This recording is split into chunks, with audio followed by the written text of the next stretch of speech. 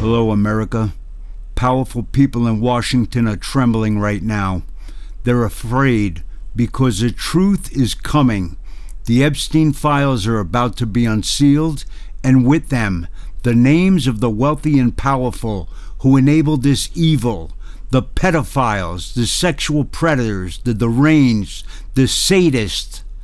But this time we cannot allow their usual kind of justice, the kind you can buy. This time we demand real justice, equal accountability under the law. Equal accountability under the law. We, the people, must accept nothing less.